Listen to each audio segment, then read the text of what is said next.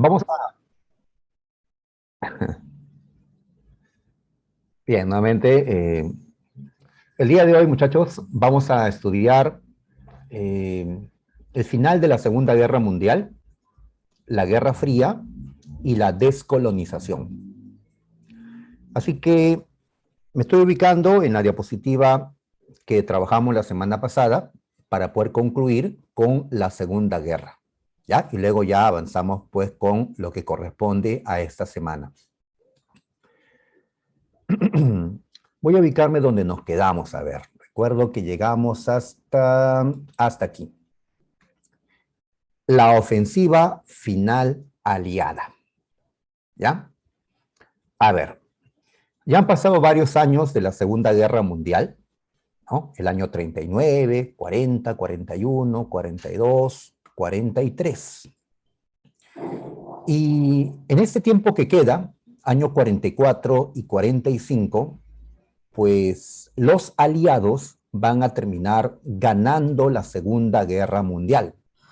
No se olviden que en esta guerra habían dos bandos, el bando aliado y el bando del eje. En el bando aliado estaban Estados Unidos, la Unión Soviética, Gran Bretaña y otros más. Y en el eje estaban Alemania, Japón e Italia, pero para el año 44 Italia ya estaba derrotada. Italia se había rendido en el año 43. Así que quedaban solo dos enemigos, la Alemania nazi y el Imperio del Japón. Le llamamos así la ofensiva final aliada porque, pues, con estos últimos ataques, Alemania y Japón van a ser derrotados. ¿Ya? Muy bien, entonces vamos a ver qué sucedió en estos últimos momentos de la Segunda Guerra Mundial. A ver, recuerden que el primer frente de guerra que se abrió contra Alemania fue el Frente Oriental, abierto por la Unión Soviética desde su victoria en la batalla de Stalingrado. Así es. Entonces, vamos a colocar el mapita que ahí aparece. Sabemos que la Unión Soviética, el Ejército Rojo, ya habían logrado vencer en Stalingrado, en Kursk, ¿sí? Se había liberado Leningrado, Moscú, y ahora ellos avanzaban. Habían logrado los soviéticos expulsar de su territorio a los nazis.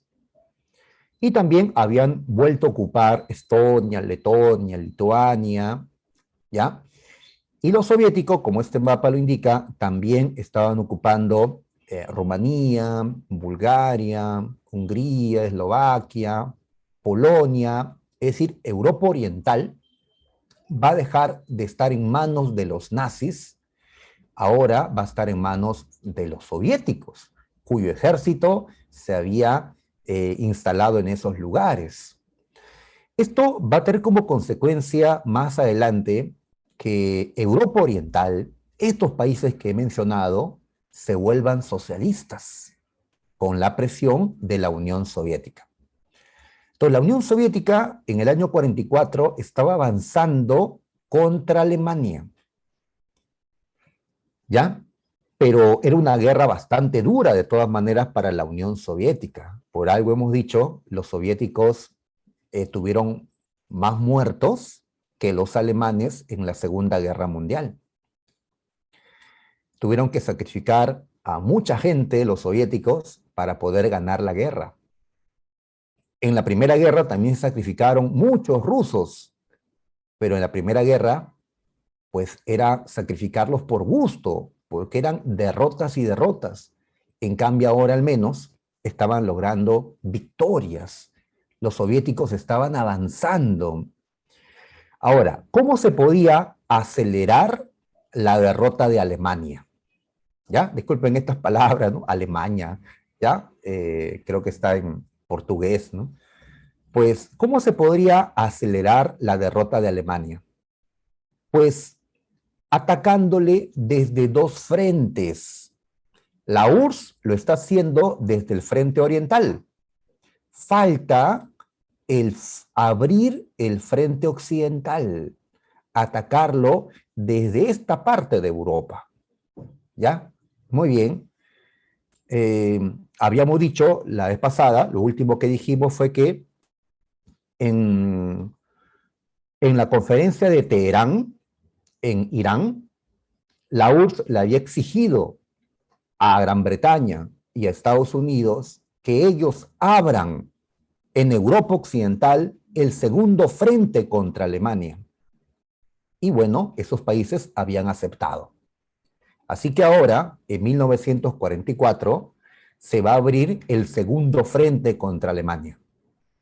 Esto es importante porque si logran los aliados entrar, logran vencer en esta zona occidental, van a acorralar a Alemania, van a atacarle por dos frentes y esto va a acelerar el final de la guerra. Muy bien, entonces, cumpliendo lo acordado en la conferencia de Teherán, pues se va a pasar a la operación Overlord. ¿Ya? ¿Qué es esto? Pues en territorio de Inglaterra se están concentrando las fuerzas no solo de los ingleses, sino también de los estadounidenses y de los canadienses y de la resistencia francesa y otras resistencias, y también gente de colonias, de otras colonias. Entonces, los aliados capitalistas concentran sus fuerzas en Inglaterra y lo que van a hacer es entrar a Francia, desembarcar en Normandía, las playas que están al norte de Francia, ¿ya? Liberar a Francia y desde aquí tener el segundo frente contra Alemania, la operación Overlord. ¿Cuándo va a ocurrir esto? Pues esto se va a ejecutar un 6 de junio del año 44. A este día se le conoce como el día D, el día en que se puso en práctica la operación Overlord, al día en que los aliados entraron a Francia. ¿Ya? Muy bien, entonces los aliados desembarcan en las playas de Normandía. El desembarco aliado en Normandía. Por supuesto, estaban allí los alemanes. Los alemanes habían construido pues una defensa en las costas de Francia, el llamado Muro del Atlántico, pero como los aliados atacaron con todo en un punto, en cambio los alemanes estaban dispersos, ¿no?, en todas las costas francesas, sin saber por dónde iban a atacar, los aliados tuvieron pues ventaja. Se dio entonces la gran batalla de Normandía, que fue una victoria de los aliados, de Inglaterra, de Estados Unidos, de los capitalistas. Muy bien, vencen en Normandía y entran a territorio francés. Ustedes saben que Francia estaba ocupada por los alemanes desde 1940, pues ahora Francia va a ser liberada, liberada. ¿Ya? Ahí está, ¿no? Muy bien. Por cierto, ¿cómo se llamó el general francés que dirigía la resistencia francesa desde Londres y ahora ha regresado a Francia? Ya ves, les dije que iba a volver, ¿ya? Y volvió en efecto, ¿ya? Este hombre, considerado pues tal vez ¿no?, el mayor héroe o el más importante francés en esta guerra, fue Charles de Gaulle, ¿ya? Se escribe de Gaulle, ¿no? Muy bien, entonces Francia poco a poco será liberada. ¿Se han visto la película Rescatando al Soldado Ryan? Pues en ese ya contexto se ambienta esa película, el desembarco y cómo van avanzando poco a poco por territorio francés, peleando contra los nazis que allí estaban todavía, ¿no? Muy bien, entonces Francia renace, ¿no? ¿Ya? Renace. Francia pues se suma a los aliados. Claro que está muy débil, ¿no?, pero se suma, ¿no? Y así van a liberar Bélgica, Holanda, Luxemburgo, Se ha abierto el segundo frente contra Alemania, muchachos. Alemania es atacada por dos frentes y esto hace que Alemania esté perdida, ¿no? Alemania no tiene fuerzas, ni siquiera podía detener a los soviéticos, ahora que va a poder detener a los soviéticos y a los norteamericanos, ingleses, franceses, por el otro lado, ¿no? Por eso decimos que esta batalla de Normandía es muy importante, ¿ya? Porque acelera el final de la guerra. En efecto, Alemania va a caer meses, solo meses después de la batalla de Normandía. ¿Ya? Si no hubieran entrado los aliados por Francia, si solo la URSS hubiera peleado, pues Alemania hubiera caído ya mucho después, ¿no? Si es que caía, ¿no? Pues esto aceleró las cosas.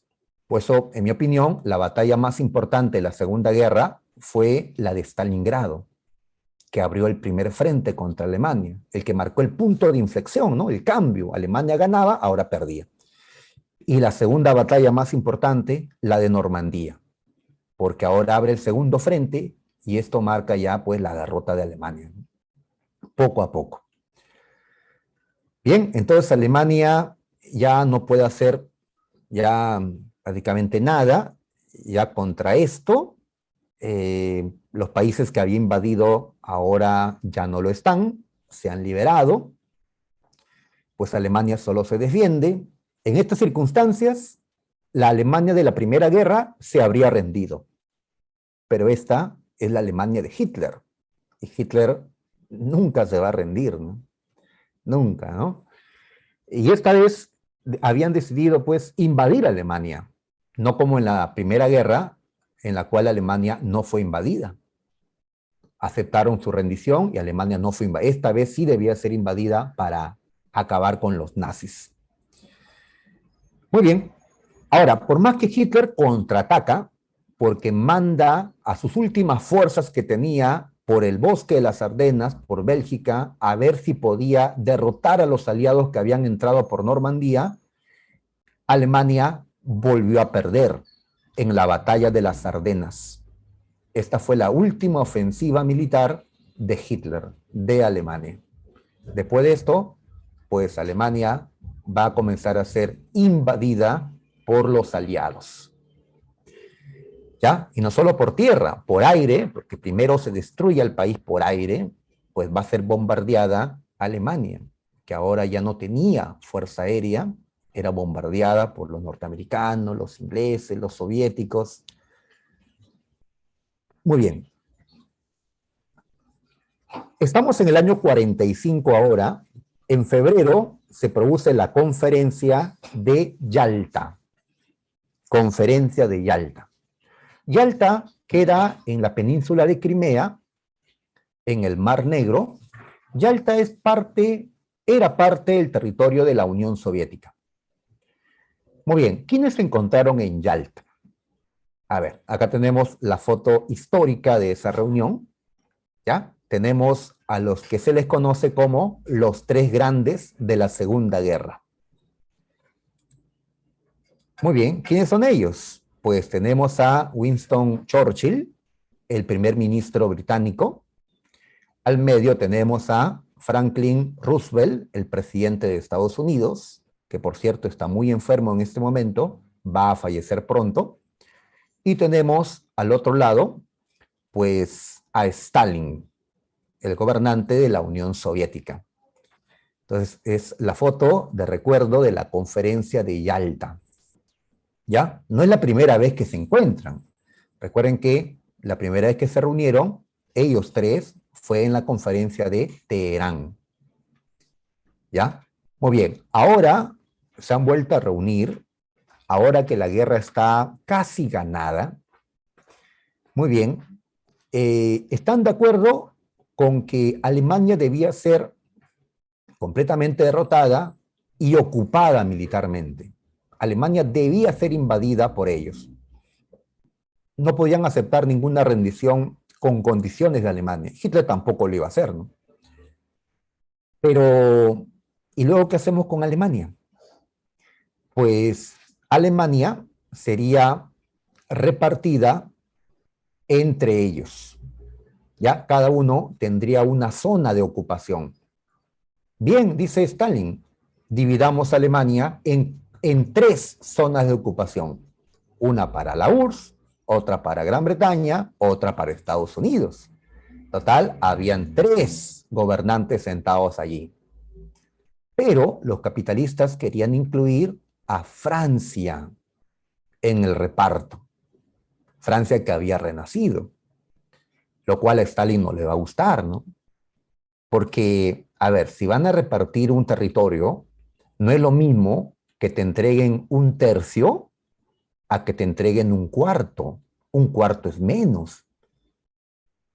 Es menos. Lo dividen entre cuatro, pues le están dando menos territorio a la Unión Soviética, a los socialistas, y habrá más territorio alemán para los capitalistas, que son Inglaterra, Francia y Estados Unidos, ¿no?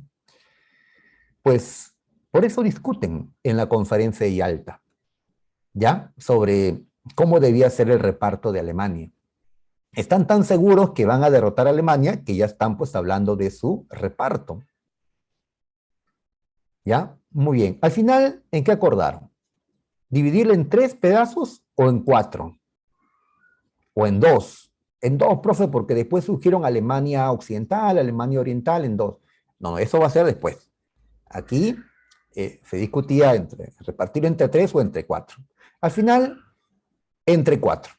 Francia tendrá también un pedazo. Pero la Unión Soviética exigió que a la URSS se le entregue un tercio del territorio. Un tercio. Y bueno, con los dos tercios que quedan, ustedes hagan lo que quieran, ¿no? Se lo reparten entre ustedes. Y así la URSS mantuvo su tercio, ¿ya? Pero aceptó pues que Alemania sea repartida entre cuatro países, no en partes iguales, como vemos, ¿no? La URSS tuvo un pedacito más. Muy bien. Ahora, ¿qué se le exigió a la Unión Soviética? A ver, la Unión Soviética estaba peleando contra Alemania, ¿ya? Pero no peleaba contra Japón. En cambio, Estados Unidos, con apoyo de Inglaterra, estaba peleando contra Japón y ahora también contra Alemania. Entonces le exigen a Stalin que enfrente a Japón. Japón y la Unión Soviética, a pesar de que eran enemigos, estaban en distinto bando, no habían roto su pacto de no agresión. No se habían atacado, declarado la guerra, Japón y la Unión Soviética. Así que Stalin dirá, está bien, yo me voy a sumar a la guerra contra Japón después de la derrota de Alemania. Muy bien, van a aceptar esa situación. Es que Japón no era tampoco un enemigo fácil, ¿no? Era necesario pues atacarlo entre varios para facilitar su derrota. Más adelante ya Estados Unidos se va a lamentar de esto. No, mejor la Unión Soviética no debió meterse. Ahora vemos, ¿no? ¿Por qué? Muy bien, entonces la guerra en Europa termina. ¿Cómo terminó? Alemania fue completamente invadida por los aliados.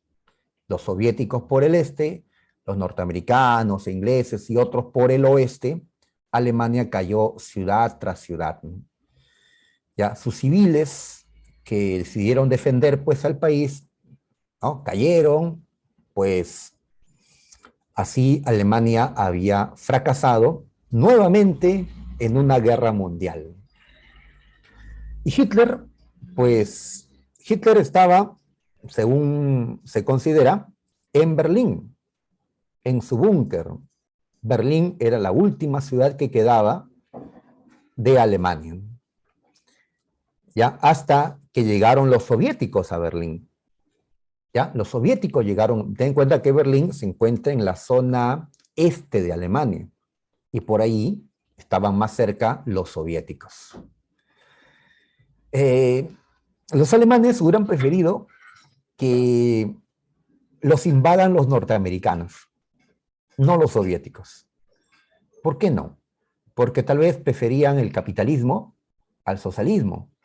Y también porque, como los nazis habían matado a millones de soviéticos y habían abusado de sus mujeres, habían pues ocasionado tremenda, ¿no? Destrucción en la Unión Soviética, temían pues que los soviéticos se muestren igual de crueles como los nazis habían sido contra ellos, ¿no? En cambio, Alemania no le había hecho nada a Estados Unidos. Preferían que Estados Unidos los invada. Pero Berlín cayó ante los rusos. Ya fue tomada. Esta fue la última batalla de la guerra en Europa, la batalla de Berlín. Y bueno, cayó Berlín. Hitler, pues en ese momento, optó por suicidarse. Se casó con la mujer que lo acompañaba, Eva Braun, y se suicidaron juntos luego de casarse. ¿Ah? Qué románticos, ¿no? Muy bien, a pesar de las dudas, de que se plantea que Hitler escapó, que huyó, que sobrevivió, pues oficialmente consideramos que Hitler sí se suicidó en Berlín en 1945. Bien, entonces Alemania fue tomada, ¿ya? Una Alemania sin Hitler ya se rindió en el armisticio de Reims en mayo del 45. La guerra en Europa había terminado. En Europa. ¿Dónde faltaba que acabe la guerra? En Asia, en el Pacífico. Aún faltaba Japón. Bueno, en esta imagen colocamos a un soviético colocando la bandera de la URSS en Berlín. ¿Ya? Pues Berlín había sido tomada por ellos. Ahora, esta imagen fue propaganda de la Unión Soviética, ¿no? Fue para decir, nosotros derrotamos a Alemania. Desde el inicio, desde Stalingrado, fuimos nosotros, los rusos, los socialistas, los que hemos derrotado a la Alemania nazi. Pues esto no le gusta a los capitalistas, ¿no? Por más que la URSS era un aliado, pues no se podía dar el crédito total, no podían asegurar que eran los más fuertes, que el socialismo era el mejor sistema. Los capitalistas tenían que demostrar quiénes eran más fuertes. ¿Cómo lo van a hacer? A ver, en julio del 45 se vuelven a reunir los gobernantes de los tres principales países aliados. ¿Dónde se reúnen? En Alemania, en un lugar llamado Potsdam. Ten en cuenta que Alemania ya ha sido derrotado, ¿no? Muy bien. La Universidad de San Marcos nos preguntó por la conferencia de Potsdam sobre qué cosas se planteó acá. A ver, veamos. Primero, ¿quiénes se reunieron? A ver, por Inglaterra asistió Clement Attlee. ¿Qué? ¿Y Churchill? ¿Dónde está Churchill? ¿Qué pasó con él? Pues habían dado elecciones en Inglaterra, hay un nuevo parlamento, hay un nuevo primer ministro, Attlee. Así que él toma el lugar de Churchill, que ahora ya no gobierna Inglaterra. Estados Unidos. ¿Quién asiste por Estados Unidos? Harry Truman. ¿Y Roosevelt? ¿Qué pasó con él? Roosevelt, el presidente de Estados Unidos a lo largo de la Segunda Guerra Mundial, falleció. Falleció en 1945, no vio el final de toda la guerra.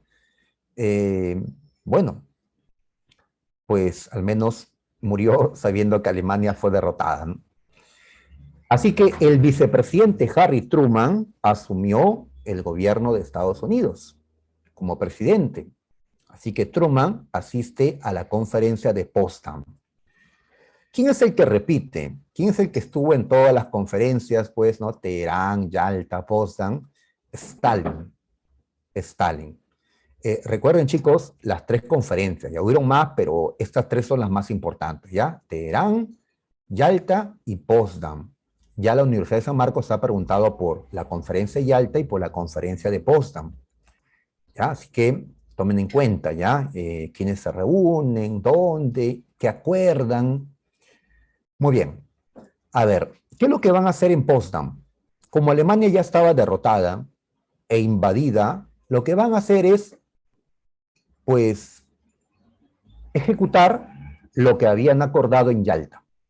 Que habían acordado en Yalta que Alemania sería repartida en 4 zonas. Así que en Potsdam, Alemania fue repartida entre los cuatro. Ya sabes, entre qué cuatro, ¿no?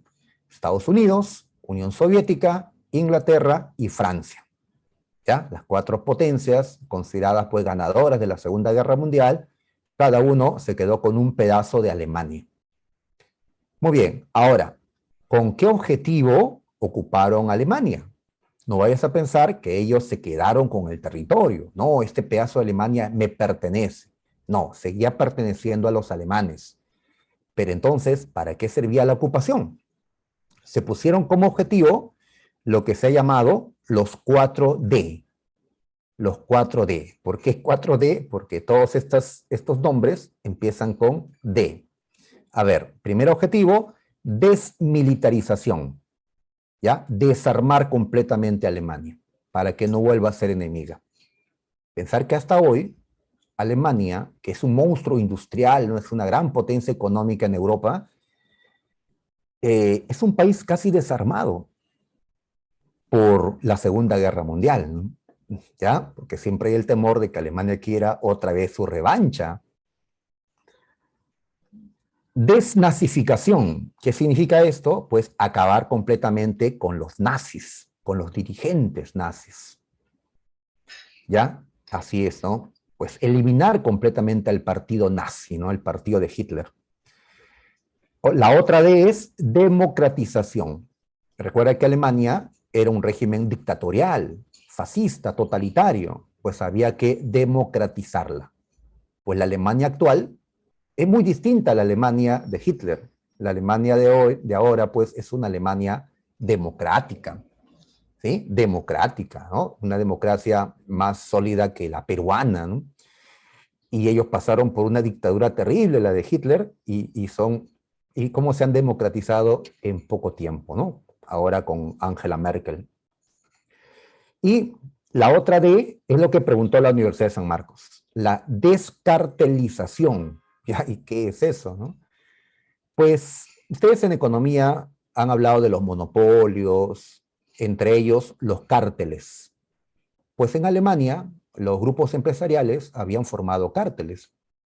Y estos grupos empresariales, estas corporaciones, estos oligopolios, habían pues servido a Hitler. Le habían proporcionado las armas, los recursos para que haga la guerra. ¿Ya? Hitler necesitaba, ¿no?, de estos grandes empresarios, estas corporaciones industriales.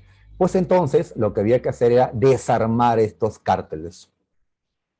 ¿Ya? Muy bien. Entonces, de esa forma, cada país ocupante tenía que hacer que se cumplan estos 4D. Desmilitarizar, desnazificar, democratizar, descartelizar Alemania. Y una vez que se cumplan los objetivos, ellos debían de retirarse de Alemania. Alemania debía renacer, pero ya como un país diferente, ¿no? Bien, entonces dejamos a Alemania así y ahora nos ubicamos en el Pacífico. Nos ubicamos en Japón, porque la guerra acaba con la derrota japonesa. Muy bien, Japón estaba ya perdido para estos momentos. No tenía aliados porque Italia y Alemania ya cayeron, Japón estaba solo.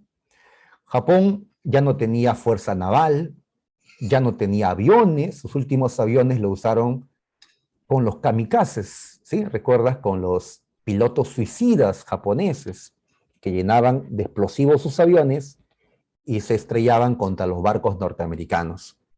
A pesar de eso, pues esto no cambió la guerra. Ya, a pesar que hundieron varios barcos de Estados Unidos, eso no era nada para poder, pues, ganar, ¿no? Así que Japón no tiene ya fuerzas aéreas, fuerzas navales, solamente le queda tropas en tierra para defender sus islas. Pero sus islas están siendo tomadas por Estados Unidos. Por ejemplo, Iwo Jima. Estados Unidos toma con mucho esfuerzo la isla de Iwo Jima. Después de haberla bombardeado duramente, los norteamericanos entran pensando que habían muerto los japoneses que estaban allí, pero no, salieron como hormigas del subsuelo, donde tenían su base, y pelearon contra los norteamericanos. Y se dio una sangrienta batalla que, pues, hay una película, ¿no?, de Iwo Jima. Los japoneses perdieron la batalla, pero lucharon hasta el último hombre, demostrando que tenían un gran espíritu combativo, ¿no?, que estaban dispuestos a sacrificarse hasta lo último, ¿no? ¿Por qué hacían esto los japoneses? ¿Por qué le exigían a sus hombres, pues, que peleen hasta el final si la guerra estaban perdiéndola? Querían mostrar a Estados Unidos que ellos iban a luchar hasta el final. ¿Para qué? Para obtener con Estados Unidos una rendición, pero favorable. O sea, Japón quería rendirse, pero de pie. Algo así como cuando Perú peleó contra Chile y Cáceres mantenía la resistencia. No era lo mismo que Perú se rinda ante Chile de rodillas, completamente derrotado, a que se rinda peleando, con un Cáceres resistiendo, ¿no? Bueno, al final Cáceres cayó y bueno, tuvimos que ponernos de rodillas. Es un decir, ¿ah? No, ya no quiero reabrir heridas, ¿no? En Iwo Jima pasa lo mismo, pues, ¿no? La idea de Japón es mostrarle a Estados Unidos que ellos estaban dispuestos a pelear hasta las últimas y que Estados Unidos debía aceptar las condiciones de rendición de Japón. Japón quería rendirse, pero con condiciones. ¿Ya? No van a repartir mi territorio. No van a respetar a mi emperador, ¿no? Japón quería poner condiciones, pero Estados Unidos le dice no. ¿Ya? Ellos habían acordado en la conferencia de Teherán que toda rendición debía ser incondicional. Japón no podía poner condiciones. Entonces, vengan, dirán los japoneses, vamos a pelear hasta el último hombre. Se dio luego la batalla de Okinawa. Estados Unidos toma también esta isla japonesa con mucho esfuerzo, muriendo muchos hombres también de Estados Unidos. Estados Unidos quisiera derrotar a Japón evitando la muerte de sus hombres. ¿Había alguna forma? Hasta ahora no había. No había. Pero Truman recibió una llamada, le dijeron, los bebés nacieron bien, nacieron sanitos. ¿Ah? ¿Qué bebés habían nacido en 1945? ¿Su esposa de Truman estaba embarazada? No, esos bebés eran las bombas atómicas. El proyecto Manhattan, el proyecto para construir la bomba atómica en los Estados Unidos, dio éxito. Lograron crear las primeras bombas atómicas o nucleares en Estados Unidos, bajo la dirección de Oppenheimer. Ya varios lo habían intentado, Estados Unidos el que llegó a concretar la creación de la bomba. Esto cambiaba las cosas, porque pues ahora Truman tiene un arma que nadie más tiene, ¿no? ¿Ya? Para destruir una ciudad tienes que arrojar muchas bombas normales. Ahora bastaba como arrojar una sola, ¿no? Una bomba atómica y destruir una ciudad entera, ¿no? Muy bien, ahí está, ¿no? Esta es la manera de acelerar el final de Japón, ¿ya? Atacándola con armas nucleares. Contra eso, ¿de qué sirven los valientes soldados japoneses? Igual los evaporas con una bomba nuclear, ¿no? Así que Japón, ríndete, ya es la exigencia de Estados Unidos, ríndete incondicionalmente. Estados Unidos sabe que Japón no se va a rendir incondicionalmente porque en Japón existe un sentido del honor, ya que ellos, ya, la rendición es terrible, pero al menos se tiene que hacer con honor. ¿Y cómo es eso? Pues Japón quería poner ciertas condiciones, ¿no? Estados Unidos no le acepta ninguna condición. Y no quiere aceptarlo porque si Japón se rinde, ¿contra quién usa la bomba? Estados Unidos quiere usar la bomba. Quiere mostrarle al mundo el poder del arma que tiene Estados Unidos. Si Japón se rinde, ya no puede usar Estados Unidos el arma. Lo puede probar, pero no lo puede usar en guerra. ¿Y cómo muestras el poder de un arma? Pues en guerra, ¿no? Destruyendo. ¿Qué más? Este, por cierto, acá estamos indicando que la primera bomba atómica fue detonada en Nuevo México. ¿Ya? Esta fue una prueba, la primera bomba que estalló fue una prueba, ¿no? La prueba fue exitosa, entonces se podían usar las otras dos bombas que quedaban para atacar a Japón. Ahora, ¿qué otra cosa convence a Harry Truman de usar el arma? Que tal como le habían pedido a la Unión Soviética, como Alemania ya estaba derrotada, la Unión Soviética, ¿qué hizo? Le declaró la guerra a Japón. Y ahora la Unión Soviética avanzaba sobre Japón. Entraron, por ejemplo, al norte de China y también a Corea del Norte para, pues, sumarse a ¿no? a la lucha contra los japoneses que estaban en esos territorios. Esto ya no le gusta a Estados Unidos. ¿Por qué no? Porque así como Alemania fue invadida por varios y repartida, si la Unión Soviética entra a Japón, al final, ¿qué va a tener que hacer Estados Unidos? Repartir Japón con la Unión Soviética. ¿Te imaginas un Japón del norte socialista? Sería un país muy peligroso para Estados Unidos. No. ¿Cómo hacer para que la Unión Soviética no invada territorio japonés? Tenemos que acelerar la rendición de Japón. ¿Y cómo hacemos eso? Atacándola con bombas nucleares. Bien, entonces San Marcos nos preguntó, ¿quién tomó la decisión de utilizar la bomba atómica? Harry Truman, el presidente de Estados Unidos. ¿Ya? Él decide usar el arma, ¿no? No sabemos si Roosevelt lo hubiera hecho, ¿no? Pero bueno, Roosevelt fue el que creó el proyecto Manhattan, ¿no? Así que ahora Truman es el que va a usar el arma, ¿no? Muy bien. Ahora, hay que mostrar el poder del arma, ¿no? Piensa Truman. ¿Y cómo lo mostrarías? Si utilizas la bomba atómica en una ciudad ya bombardeada con bombas normales, pues, ¿para qué vas a usar un arma como esta en una ciudad ya destruida? No, hay que buscar ciudades de Japón que no hayamos bombardeado antes. Una ciudad donde sus edificios estén intactos. Encontraron a Hiroshima y a otras ciudades. ¿Por qué escogieron a Hiroshima? Porque no la habían bombardeado antes. ¿Y por qué no la habían bombardeado antes? Porque Hiroshima no era una ciudad que amenazara a Estados Unidos. No habían bases militares, no era una zona industrial que produjera armas, por eso no la habían bombardeado. Y por esa razón la escogieron para detonar allí la bomba atómica. Para mostrar, miren, cómo está intacta una ciudad y cómo está totalmente destruida luego del impacto de una sola bomba atómica, ¿no? Y así mostrar a la Unión Soviética y al mundo que el país más fuerte era Estados Unidos. ¿Ya? Mostrándole pues el poder de su nueva arma, ¿no?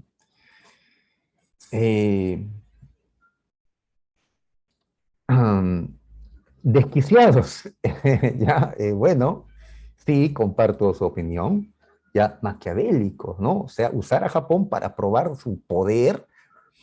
Estados Unidos no pudo, haberle mostrado un videíto a Japón, mira, Japón, esto tengo, si no te rindes, te destruyo nuclearmente. Tengo este poder y lo voy a hacer. Y Japón lo hubiera pensado, a ver, la URSS me está comenzando a invadir, Estados Unidos tiene estas armas, que son terribles, está bien, me rindo. ¿No pudo haber hecho Estados Unidos algo así? Haber buscado al menos. No, Estados Unidos no le dice a Japón, yo tengo esta arma, ¿ya?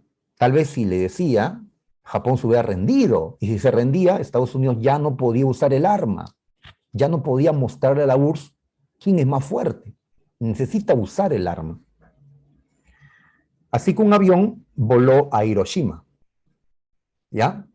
Pues era normal ver aviones enemigos volando en la ciudad japonesa, porque pues ya la guerra, ¿no? Esto sucedía, suenan las alarmas, pero pues era normal.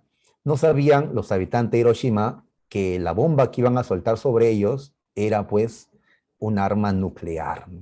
La primera usada para matar, ¿no? Y así se soltó la bomba, tiene un dispositivo pues de tiempo, no tiene que caer al suelo, ¿no? Para explotar, y pues se produce la primera explosión nuclear que arrasa con una ciudad, ¿no?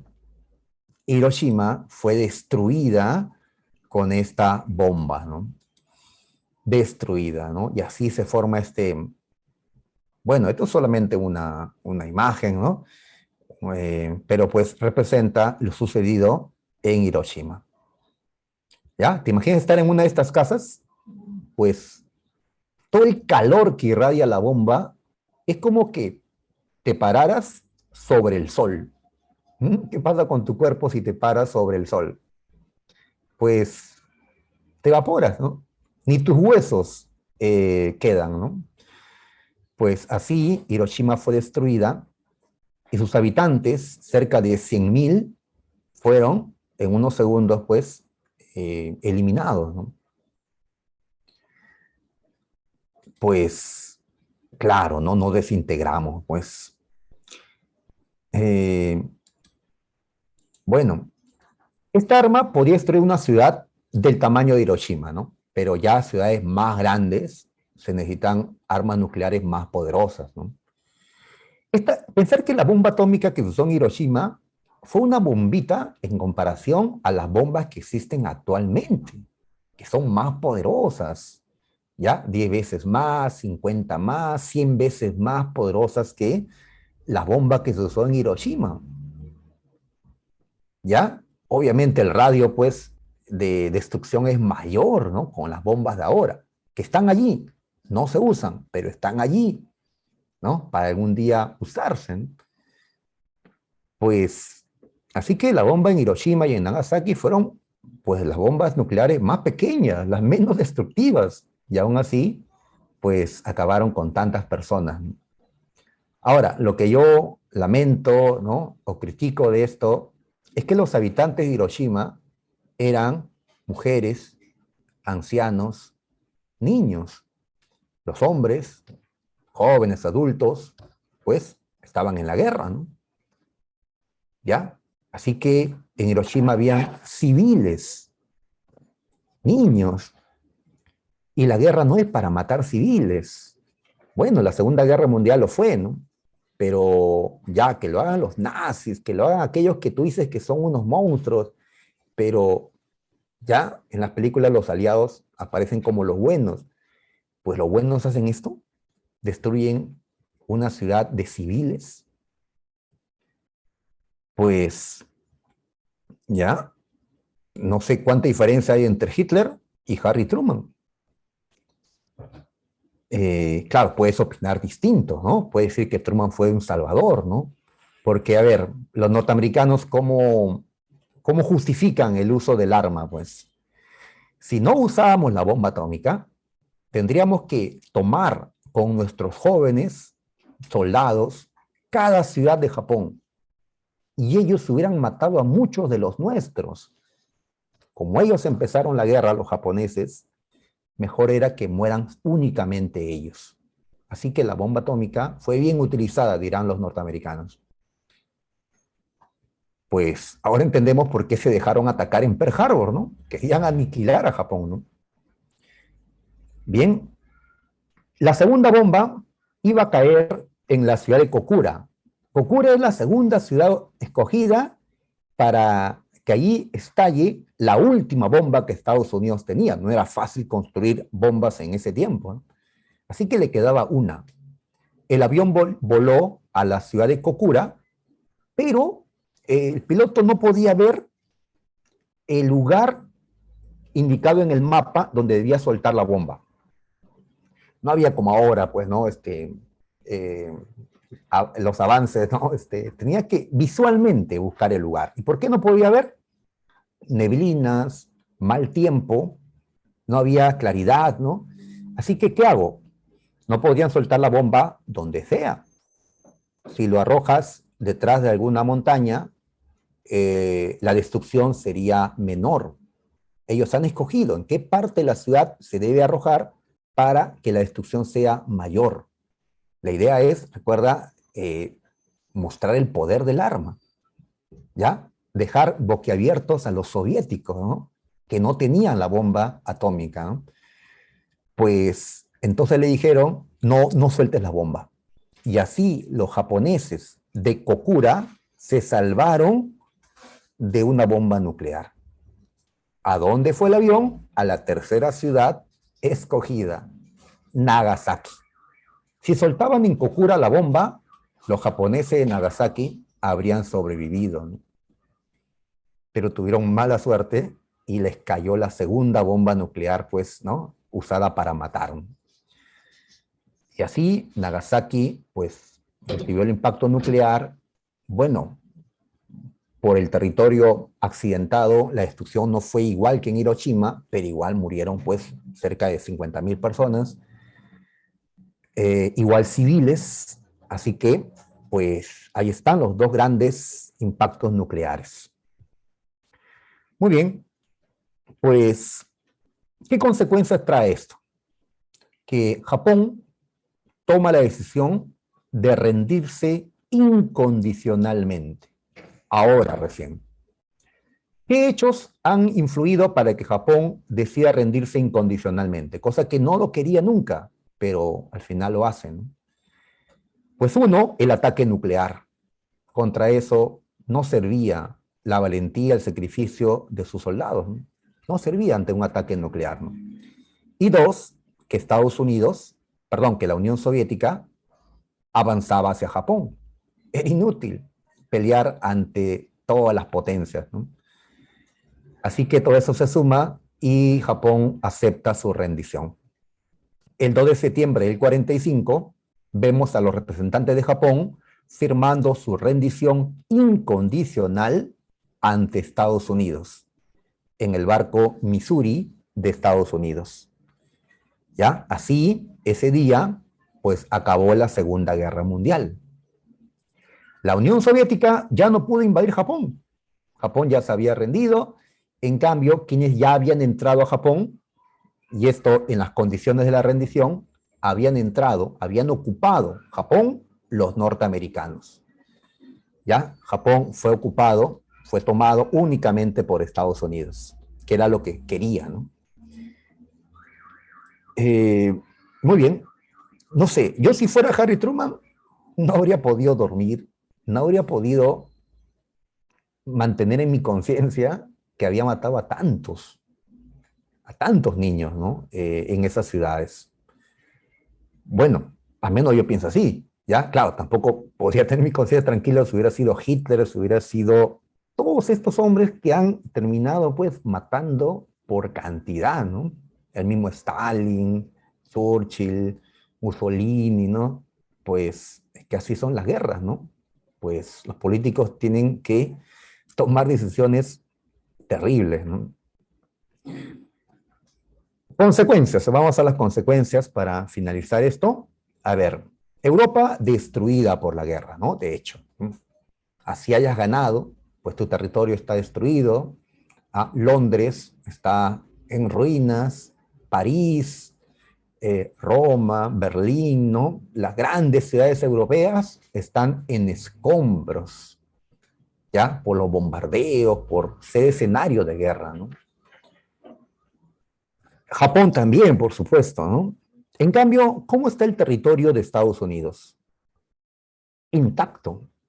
Ninguna bomba cayó en territorio de Estados Unidos, ¿no? Bueno, sí bombardearon Pearl Harbor en Hawái, pero era una base militar. En sí, ninguna ciudad norteamericana pues fue bombardeada, ¿no? De ahí que sus muertos no sean tantos como los que tuvieron pues los demás, ¿no? Y la destrucción igual, ¿no? En cambio, países como la Unión Soviética, pues a pesar que, o Inglaterra, ¿no? Francia, que también eran ganadores de esta guerra, estaban fuertemente golpeados también por la lucha, ¿no? Por eso, Estados Unidos seguía siendo, pues, el de la mayor economía, ¿no? Después de la Segunda Guerra Mundial. Mueren, se calcula, 60 millones, mucho más que de la Primera Guerra Mundial. ¿Y qué país tuvo más muertos en la guerra? En este gráfico, en este cuadrito, podemos mencionarlo, ¿no? La Unión Soviética es el que tuvo más muertos. ¿Ya? En rojo están los muertos militares y en naranja los muertos civiles. Así que si sumamos ambos, tenemos que unos cerca de 24 millones de personas murieron en la Unión Soviética. Los militares que pelearon contra los nazis y esos civiles que pues no pues murieron en la guerra, ¿no? El segundo país con más muertos fue China. Recuerda que a China le invadió Japón, ¿ya? Y mira, si ves, la mayor parte de los muertos son civiles, más que militares. Pero igual, China tiene pues, ¿ya? ¿Cuántos serían? Cerca de 20 millones de muertos. O sea, entre los dos, llegan pues a casi 45 millones de muertos. Son los dos que más muertos tuvieron en la Segunda Guerra Mundial. El tercero, que aquí aparece, ¿quién es? Sí, los rusos son los que más muertos tuvieron. En tercer lugar, los alemanes. Tercer lugar, ¿eh? Tercero. O sea, de los países del eje, murieron menos gente que de los países aliados. La URSS y China estaban también dentro de los países aliados. En caso de Alemania, pues, ¿cuántos serían? A ver, viendo, pues, casi 8 millones de muertos. 8 millones de alemanes, más militares que civiles en este caso. Japón, pues, también tiene una cantidad, ¿no? 2 millones y medio, por allí, ¿no? Según lo que dice este esquemita. Muy bien, Polonia fue otro que sufrió mucho, ¿no? Y pues como sus soldados cayeron rápidamente en la guerra, sus muertos son civiles mayormente. Polonia. Y así otros. Si compara los muertos de Estados Unidos, pues son bastante menos, ¿no? ¿Ya? Muy bien. Ahora, ¿qué más vemos en este circulito? ¿Murieron más de los aliados o de los del eje? El eje ganó, los aliados, perdón, el eje perdió y los aliados ganaron, pero contradictoriamente hubieron más muertos de los aliados por los casos de China y de la Unión Soviética, que eran parte del bando aliado. Sí, pues Polonia, los polacos fueron víctimas en los campos de concentración, ¿no? Fueron eliminados. Los civiles que trataron de liberarse de los nazis fueron eliminados. Pues ya Polonia sufrió mucho en la guerra, ¿no? Pues ya, y Polonia no se ha vengado, pues tampoco tiene las fuerzas para hacerlo, ¿no? ¿Ya? Así que se olvidan de Polonia. Ahora, otra pregunta sería, ¿murieron más civiles o militares en la Segunda Guerra? Se supone que en la guerra mueren los soldados. Pero, ¿qué vemos aquí? Que la mayor cantidad de muertos fueron civiles. ¿Ya? Civiles, sobre todo del bando aliado. Civiles. ¿Ya? Si sumamos 58 más 4, tenemos pues que 62% de los muertos, 62, fueron civiles. ¿Ya? Por eso fue una guerra pues más, ¿no? Con más muertes, porque bombardearon las ciudades, ¿no? ¿No? Así, destruyeron las ciudades, pues Stalingrado, ¿no? Londres, Berlín, ¿no? Hiroshima, Nagasaki, ¿no? Pues, y los civiles mueren, ¿no? Sí, pues, así es, cuando la guerra debería ser únicamente entre los soldados, ¿no? Pero no, ahora la guerra se lleva también a las ciudades, a las zonas así, porque los civiles son los que están produciendo las armas. Y hay que destruirlos, hay que matarlos para que dejen de hacerlo, ¿no? No bastaba con pues destruir los aviones o matar a los militares, ¿no? Así que estas guerras pues son terribles, ¿no? Bien, los dos más fuertes que quedaron fueron la URSS y Estados Unidos. Tal vez la URSS tenía un ejército más grande, porque si no era así, no hubieran podido derrotar a la Unión Soviética. Pero Estados Unidos tenía la bomba atómica, ¿ya? Y creo que es mejor tener bombas atómicas que un ejército más numeroso, ¿no? Estados Unidos tenía ventaja con la URSS en estos momentos, 1945, porque la URSS no tiene bombas atómicas.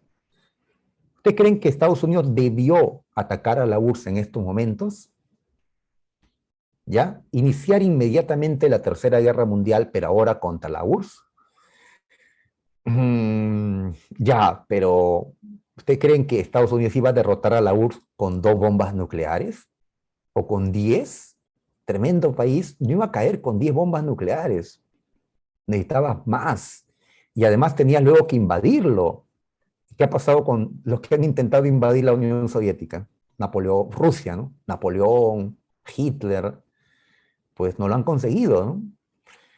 Pues ya, cuando ya Estados Unidos tenía muchas bombas, muchas fuerzas como para tratar de invadir a la Unión Soviética ya tenía bombas nucleares. Y Estados Unidos ya pues dio marcha atrás, ¿no? Y por eso no hubo tercera guerra y más bien va a haber una guerra fría, ¿no? Que vamos a comentar luego. La guerra fría va a empezar, la descolonización también, ¿no? Es el tema que sigue. Sí, si la Unión Soviética no hubiera logrado crear su bomba atómica en el 49, yo creo que en vez de estudiar la Guerra Fría en estos momentos, tendríamos que estudiar la Tercera Guerra Mundial, ¿ya? Si la historia hubiera sido de esa forma, ¿no? Pues la bomba atómica evitó, pues, la Tercera Guerra Mundial, increíblemente, ¿no? Muy bien, la Unión Soviética ha conseguido que más países de Europa se vuelvan socialistas. Ahora vemos en un mapa quiénes. Nace la ONU. La Sociedad de Naciones no había servido para evitar la Segunda Guerra, fue eliminada y reemplazada por la ONU en la Conferencia de San Francisco de 1945. Y los 5 ganadores de la guerra van a tener un puesto especial en la ONU, miembros permanentes del Consejo de Seguridad, con derecho a veto, es decir, a poder anular lo que la ONU decida, lo que los demás países acuerden. ¿Quiénes son estos 5? Pues Estados Unidos, la Unión Soviética, hoy Rusia, Inglaterra, Francia y China. Estos con poder de veto, ¿no? Lo que hace que ellos estén en una posición superior al resto. Y tanto que se habla de democracia, de igualdad, pues, pero los países no son iguales en la ONU. Hay estos 5 que tienen un poder mayor, ¿no? Los juicios de Nuremberg, ¿ya? Muy bien, detuvieron a varios cabecillas nazis, aquellos que no lograron escapar, aquellos que no murieron en la guerra o que no se atrevieron a suicidarse, como asumimos que Hitler lo hizo, ¿no? Y otros. ¿Qué hacer con ellos? No puedes matarlos así nomás a sangre fría porque ya la guerra acabó y ahora tienen que ser enjuiciados. Así que en Nuremberg se establecen los juicios contra dirigentes nazis. ¿Ya? En Nuremberg, Alemania. Muy bien, San Marcos nos preguntó sobre esto. Lo que nos preguntó fue, ¿bajo qué categoría jurídica fueron, pues, enjuiciados estos cabecillas nazis?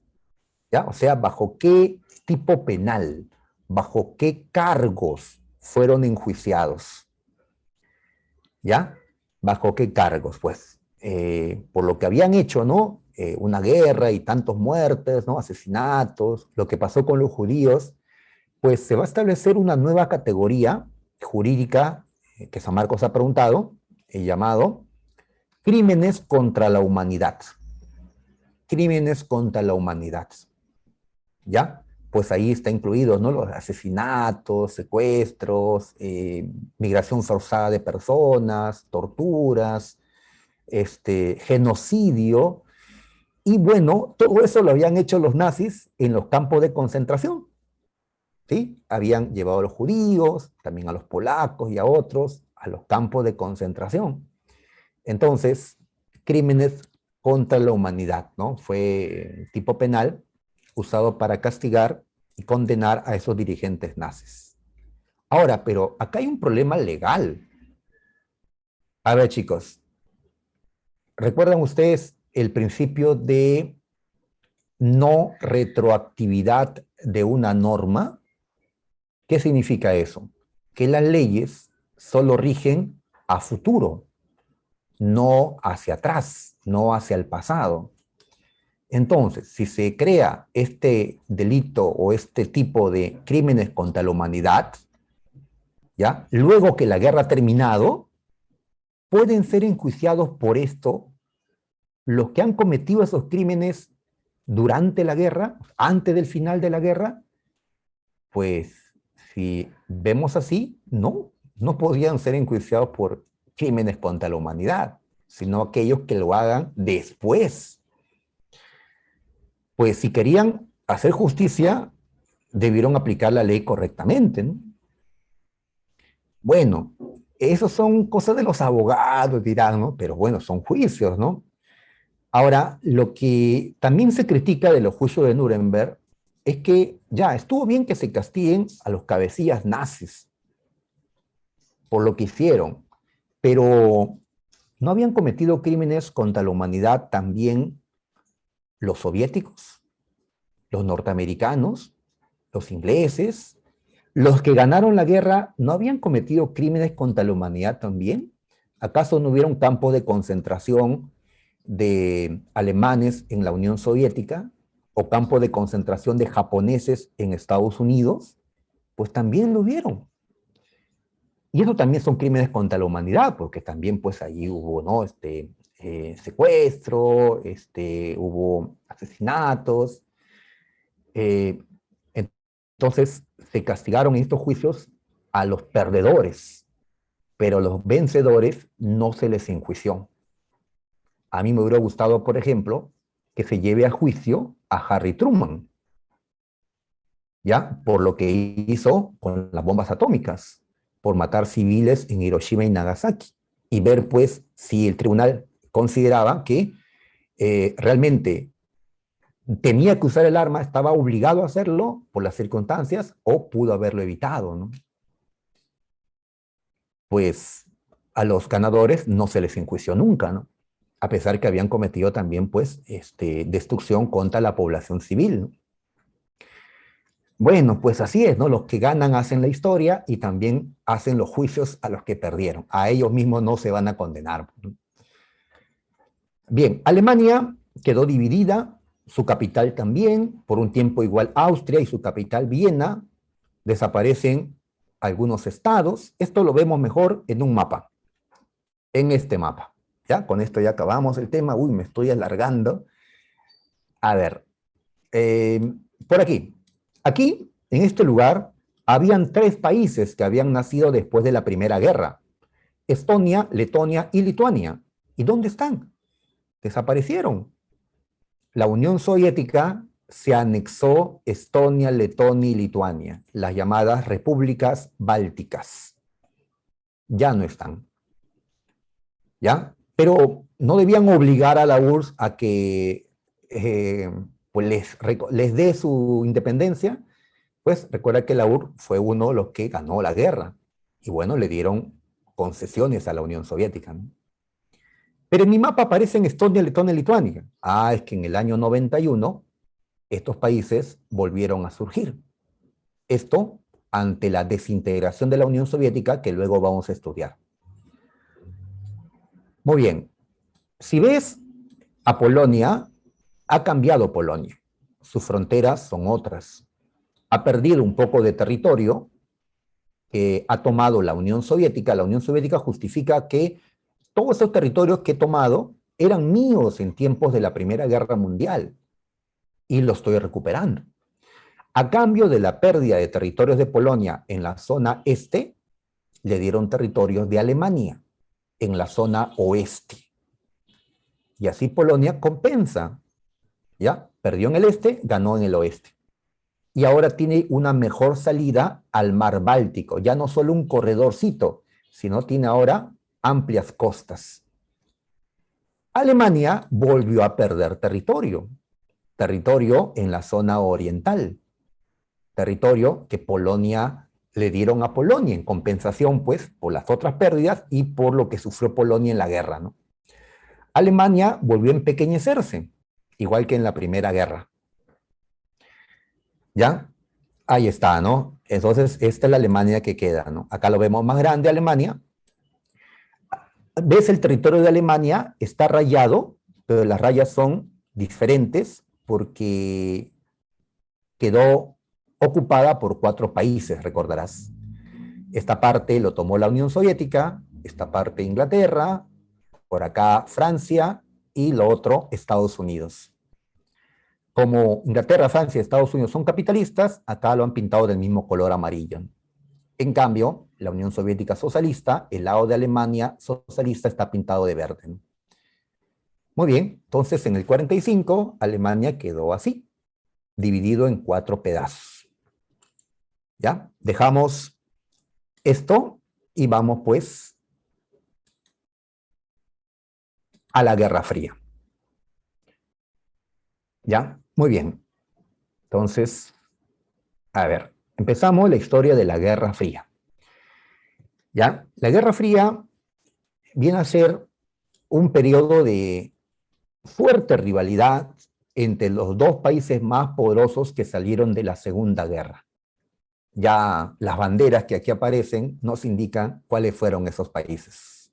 Aquí está pues la famosísima bandera de Estados Unidos, con sus estrellitas y sus franjas, y aquí la bandera roja con la hoja y el martillo, la bandera de la Unión Soviética. Muy bien, entonces la Guerra Fría es esto, ¿no? La pugna entre Estados Unidos y la Unión Soviética por expandir su sistema, su ideología, por expandir su poder por el mundo, ¿no? Esto a lo largo de más de 40 años, ¿no? Así que seguiremos repitiendo Guerra Fría hasta diciembre, ¿no? Cuando estudiemos ya el final de la Guerra Fría.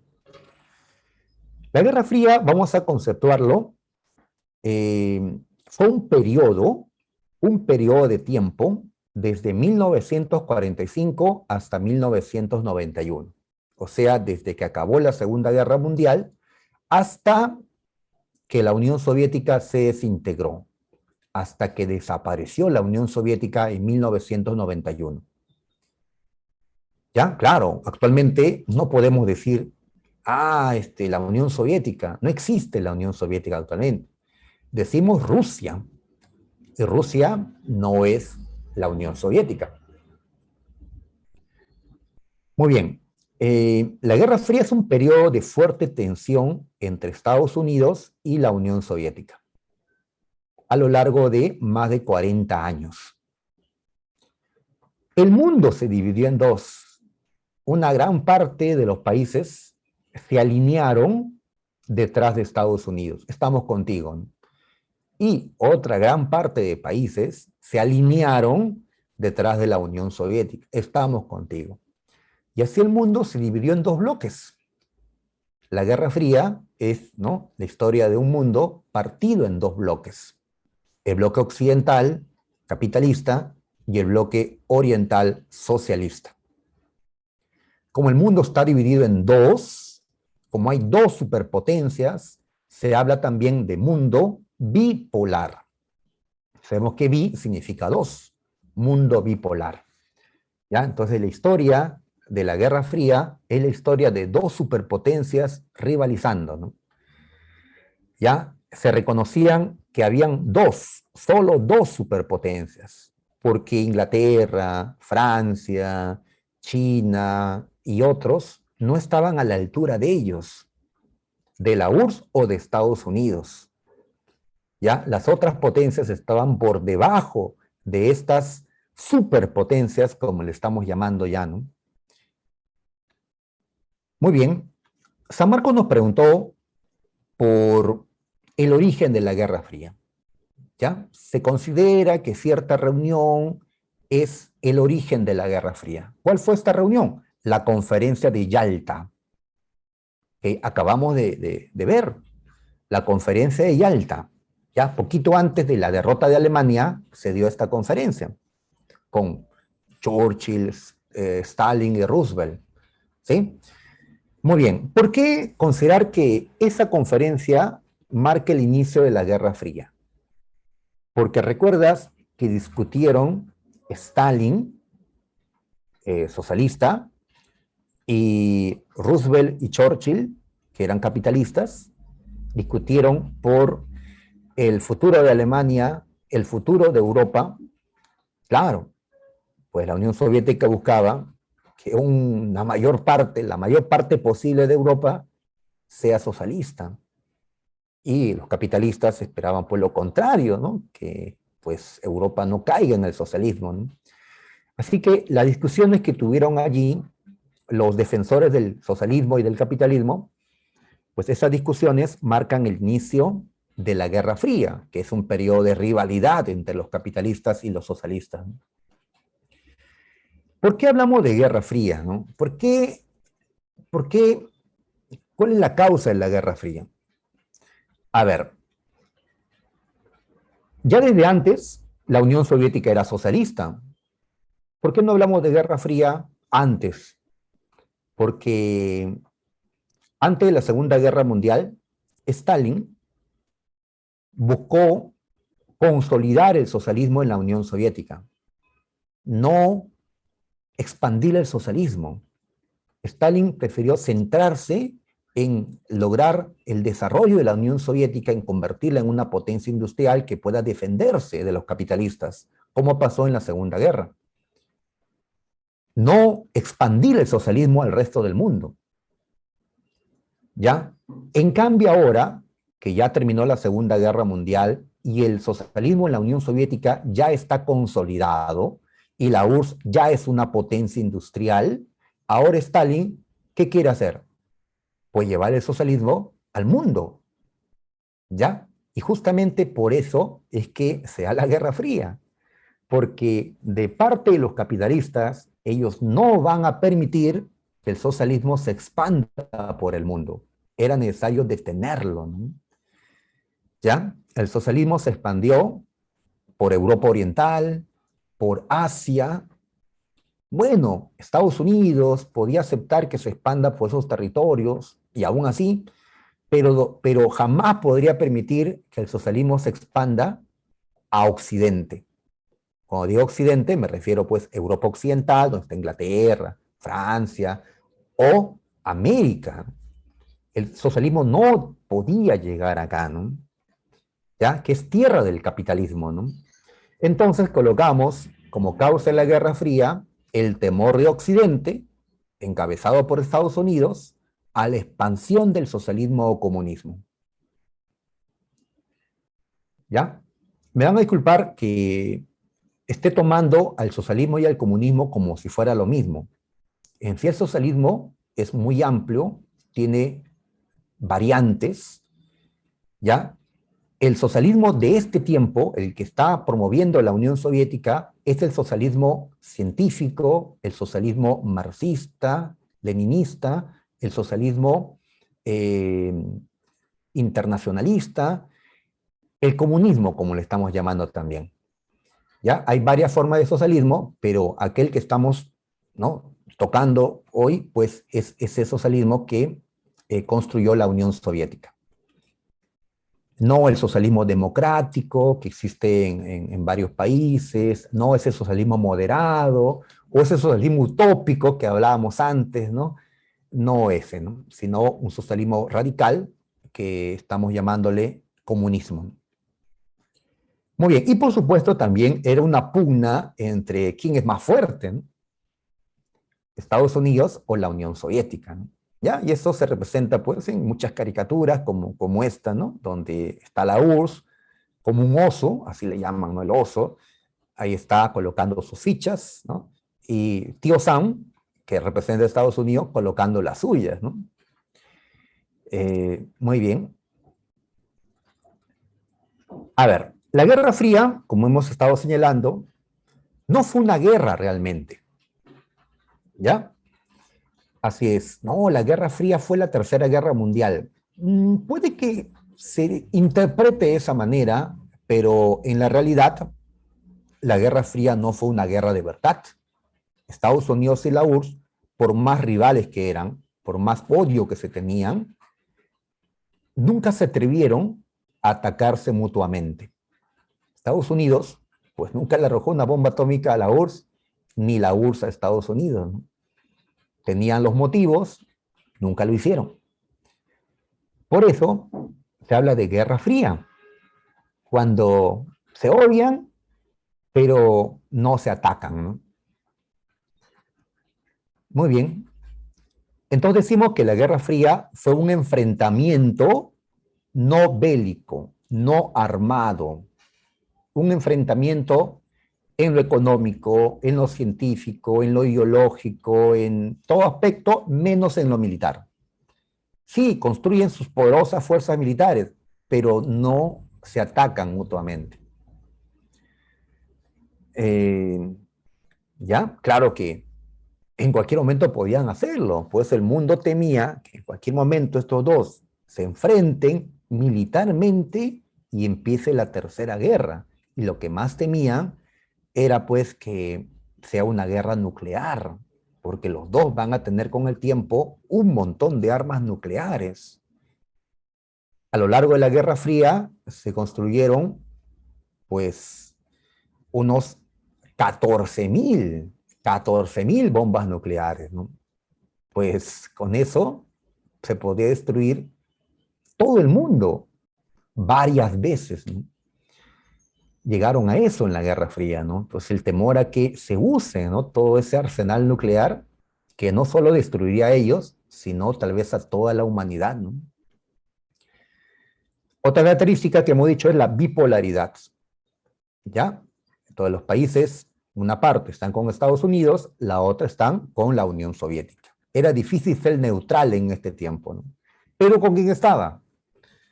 ¿Con quién estaba Perú? Pues obviamente, ya, Perú nunca ha sido socialista, los grupos socialistas en el Perú, moderados o radicales, pues nunca han llegado al poder, así que Perú estaba con Estados Unidos, por supuesto, ¿no? Y con su polito, con sus estrellitas, como tal vez tengas, ¿no?, en este momento tu polito de Estados Unidos, ¿no? O diciendo New York, qué sé yo. No veo a un peruano con su polo, pues, de Rusia o de la Unión Soviética.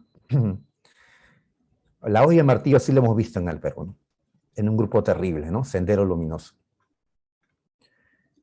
Muy bien, hay un choque ideológico, así es, entre la ideología liberal, ¿ya?, y la ideología del socialismo o comunismo, ¿no? Una pugna ideológica. Hay una carrera armamentista centrada en las armas nucleares. Y también hay una carrera espacial, ¿ya? El hombre llega pues al espacio, ¿no?, con Yuri Gagarin de la Unión Soviética. Y llega a la Luna. A pesar de los cuestionamientos, pues tenemos que aceptar oficialmente que Estados Unidos llegó a la Luna, ¿ya? A pesar que muchos de aquí no lo creen, no lo aceptan, pues ya por las evidencias yo sí lo estoy aceptando, ¿no? A ver, y claro, el mundo vivía con temor a que la Guerra Fría podría volverse una guerra caliente, o sea, la Tercera Guerra Mundial. San Marcos nos preguntó, ¿y por qué no hubo Tercera Guerra Mundial? ¿Mm? Es la pregunta en este tema, ¿no? ¿Por qué hablar de Guerra Fría y no de Tercera Guerra Mundial? Pues porque ambos tenían el miedo a destruirse. Es que estaban empatados. Al inicio no, Estados Unidos era el único que tenía armas nucleares, pero ya en los años 50, la URSS construye también un arsenal de bombas nucleares. Y frente a eso, Estados Unidos ya no se atreve a atacarle, ¿no? Y la URSS tampoco se atreve a atacar a Estados Unidos, ¿no? Desarrollaron la teoría de la mutua destrucción asegurada, de que si se daba la guerra nuclear, así uno ataque primero al otro, al final ambos serían completamente destruidos. ¿Y de qué te sirve iniciar la guerra destruir al otro si tu país va a ser también destruido? No, pero ataco primero, pues. Claro, pero los misiles nucleares no solo salen del territorio del país enemigo, salen también de territorios de países aliados, o hay bases secretas, o hay submarinos nucleares dando vueltas, ¿no?, por el mundo, o hay aviones, ¿no?, que tienen también, pues, misiles nucleares, y la respuesta del enemigo va a darse sí o sí, y que te arrojen, pues, cientos de bombas nucleares, destruyen a tu país, ¿no? Así que nadie se atrevió a iniciar la guerra por el empate atómico. Si Estados Unidos tendría 1000 bombas nucleares y la Unión Soviética solo 10, yo creo que Estados Unidos habría atacado a la Unión Soviética. Pero como tenían casi lo mismo en arsenal nuclear, entonces no se atrevieron a atacarse. El equilibrio estratégico basado en armas nucleares fue la respuesta de San Marcos a la pregunta ¿por qué no hubo Tercera Guerra Mundial? Por equilibrio en lo que es armas nucleares. Lo cual era muy costoso mantener el empate, sobre todo para la Unión Soviética, cuya economía era tremenda, pero no tanto como la de Estados Unidos, que generaba mayor riqueza. Por eso a la larga, Estados Unidos le ganó a la URSS la Guerra Fría, pero no le ganó peleando contra la Unión Soviética. Le ganó haciéndole gastar y gastar y gastar hasta arruinarle económicamente. Porque el alto costo armamentístico, pues, llevó a un colapso a la economía soviética. ¿Ya? Eso lo veremos pues después, ¿no? Así que ya sabemos quién ganó la Guerra Fría, nos hemos adelantado, ¿no?, al final de este tema, ¿no? Se hubieron conflictos locales, por supuesto, ¿no? La guerra de Corea, la guerra de Vietnam, hubieron conflictos locales, pero no conflictos mundiales. Ya no hubo una tercera guerra mundial. Y estos conflictos locales fueron luchas indirectas entre Estados Unidos y la URSS. Uno apoya a un bando y el otro, pues, apoya al bando contrario, ¿no? ¿Qué es el telón de acero? Churchill, en Estados Unidos, en una conferencia, dijo que desde el Báltico hasta el Adriático ha caído sobre Europa un telón de acero. En otra traducción del inglés al castellano podríamos decir una cortina de hierro. ¿Ya? Lo mismo. ¿A qué se refería Churchill con esto? Se refería a que Europa se había dividido en dos. Había una Europa capitalista y una Europa socialista. Y que había una frontera que marcaba el límite entre las dos Europas. Ese límite es lo que se le conoce como la cortina de hierro o el telón de acero. Ese límite no es solo de un país con otro, ¿no?, sino es de toda Europa oriental con Europa occidental. Ahora lo vemos ya en un mapita. Y acá en una caricatura, pues, se representa el telón de acero de esa forma, ¿ya? Y Churchill viendo a ver qué cosa hay más allá. Más allá está, pues, la Europa socialista, ¿no? Muy bien. Pero no solo Europa, el mundo se dividió. Por eso en este mapita vemos que hay una parte del mundo pintado en color azul, celeste, es el mundo capitalista, y hay otra parte del mundo que tiene un tono rojo, anaranjado, un tono rojizo, ¿no?, el mundo socialista. Como ves, Europa dividida, en Asia predominó el socialismo, como vemos, África también está dividida, en América predominó el capitalismo, con excepción, pues, de Cuba, Nicaragua, que van a vivir revoluciones socialistas con el tiempo. En Oceanía predominó, pues, de hecho, el capitalismo, ¿ya? Entonces vemos a un mundo dividido de esa manera, ¿no? ¿Ya? Si en Oriente se había impuesto el socialismo, había que evitar que avance a Occidente. Occidente es esta parte de acá, ¿no? Europa Occidental, Norteamérica, Latinoamérica también. Muy bien, entonces haces una línea En este mapita es una línea que corta Europa en dos, entonces decimos pues bloque occidental, lo que está al oeste de la línea, y bloque oriental, lo que está al este de esta línea. Muy bien, aquí vemos Europa dividida. Me preguntan qué es un conflicto armado, pues una guerra. Lo que pasa es que en la Guerra Fría hubieron conflictos armados y conflictos no armados. La Guerra Fría es un conflicto no armado. Estados Unidos y la URSS se dicen de todo, pero no se atacan. Conflicto es la discusión que has tenido con tu amigo, ¿ya? Con tu papá, ¿no? Con tu enamorada. Es un conflicto, ¿ya? En los tribunales se solucionan conflictos judiciales. El término conflicto es muy amplio. Para hablar de una guerra, le tenemos que agregar el término armado o bélico. ¿Ya? Conflicto armado, conflicto bélico. Ah, esa es una guerra. ¿Ya? Pero no todos los conflictos que habían eran armados. ¿Ya? La Guerra Fría en sí, en esencia, es un conflicto no armado entre Estados Unidos y la Unión Soviética. ¿Ya? Por eso, en el tema de la Guerra Fría vas a encontrar así. ¿Ya? ¿Verdadero o falso? Estados Unidos y la Unión Soviética estaban en conflictos en la Guerra Fría. En conflicto. Si tú tomas eso como guerra, dices falso. La Guerra Fría no se pelearon. Pero es verdadero, porque sí estaban en conflicto, pero no en conflicto armado. ¿Ya? Entonces, cuidado porque en este tema los profesores ahí quieren agarrarnos pues colocando conflicto, conflicto armado, ¿no? ¿Ya? Entonces, la Guerra de Corea fue un conflicto armado. ¿Ya? En cambio, digamos, la crisis de los misiles fue un conflicto no armado, porque a pesar que ahí estuvieron frente a frente, no se atacaron.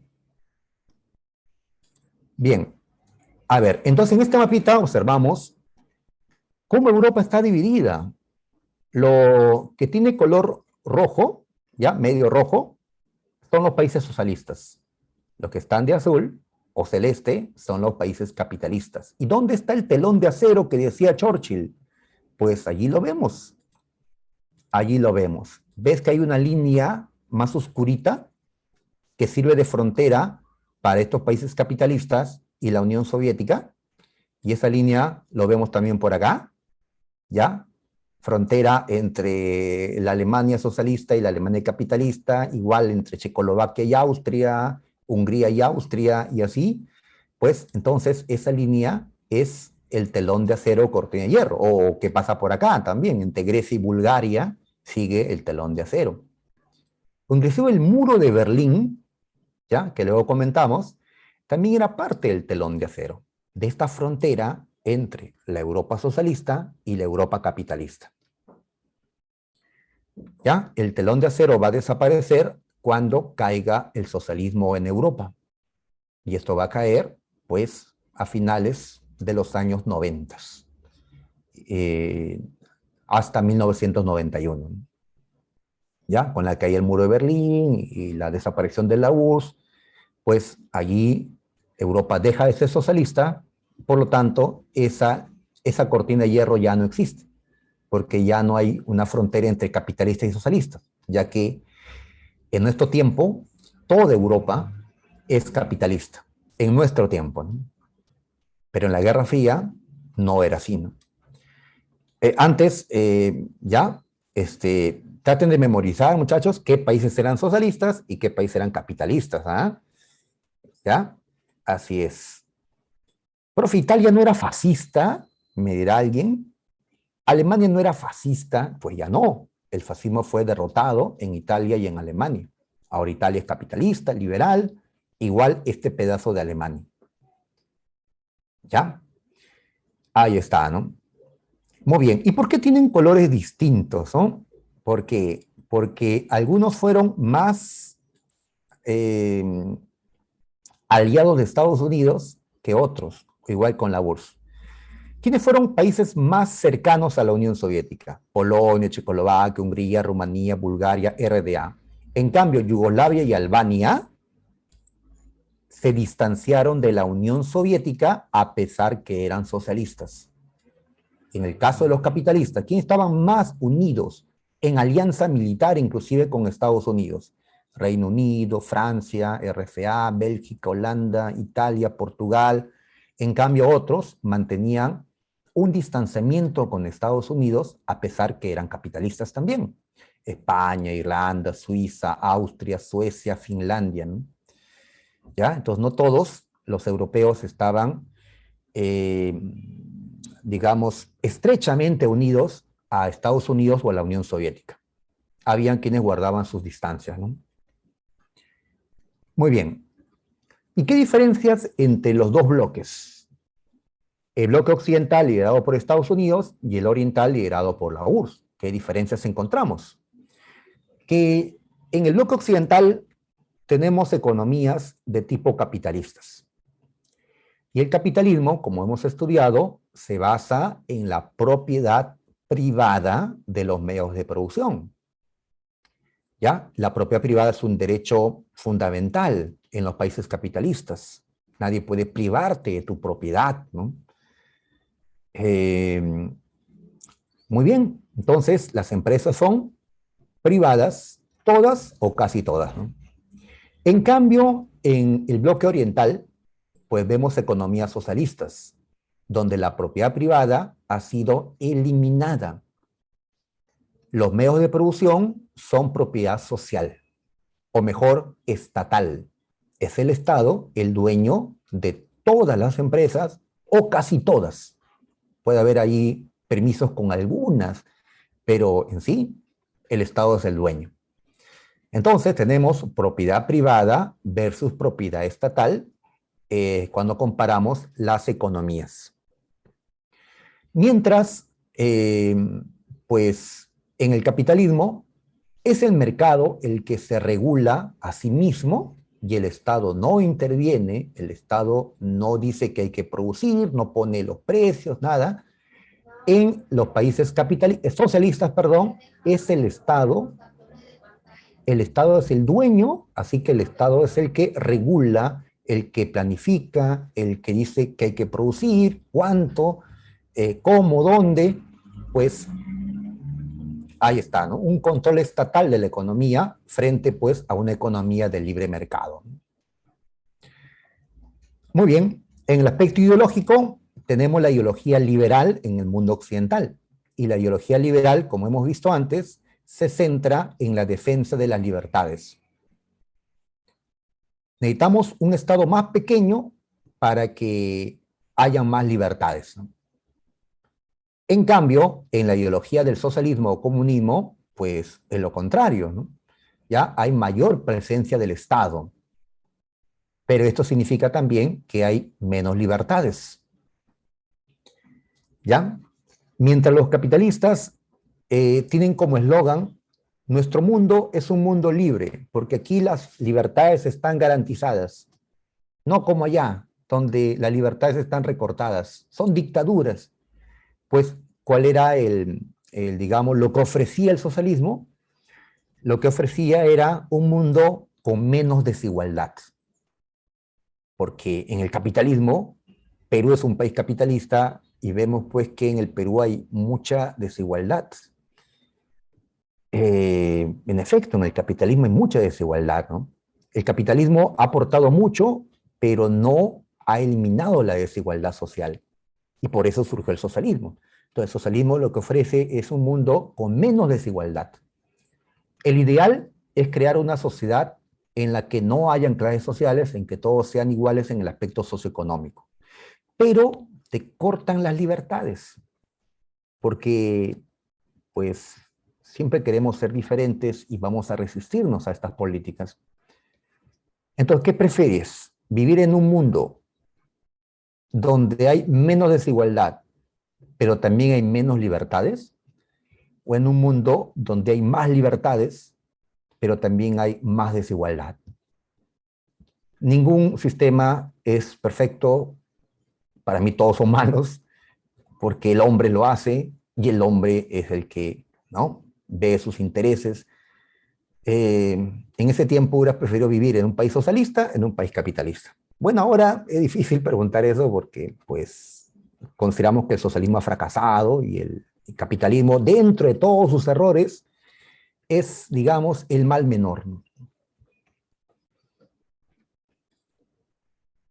Bueno, ya. Doctrina Truman, ¿qué es esto, doctrina Truman?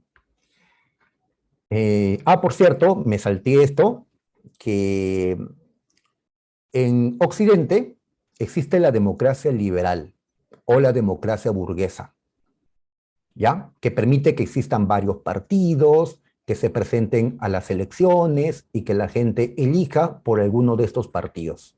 Es la democracia que en el Perú también tenemos, la democracia liberal. Para los socialistas, esa democracia era en el fondo dictadura, porque un rico luego reemplazaba a otro rico. Un dictador, un burgués reemplazaba a otro burgués. Y nunca el verdadero pueblo llegaba a gobernar en los países occidentales. En cambio nosotros, dicen los socialistas, tenemos una verdadera democracia. Le van a llamar democracia popular, donde el pueblo, a través de un solo partido, el partido comunista, eh, gobierna. Así que lo nuestro es la verdadera democracia, una democracia popular. Pero allí no hay más partidos, solo se permite el Partido Comunista.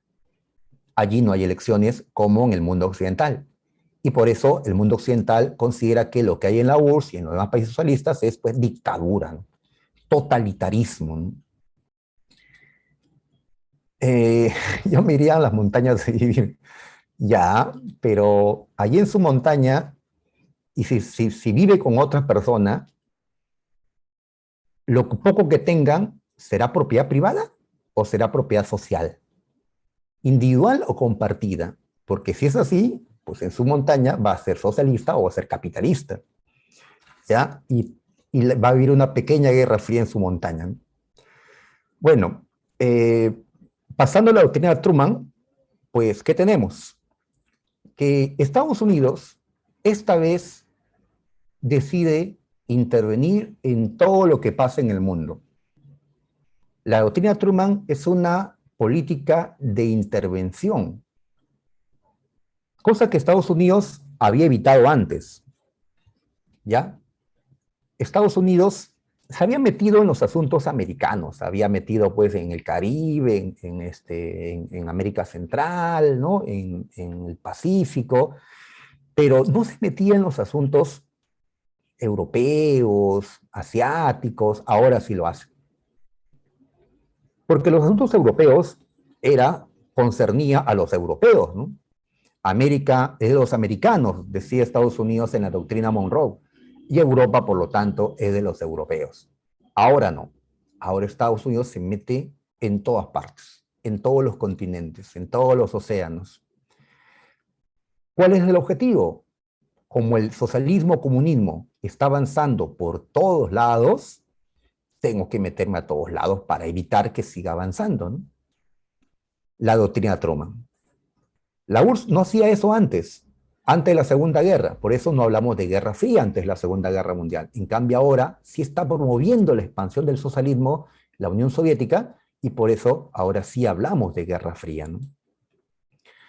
Muy bien. ¿Dónde empezó esto del intervencionismo norteamericano?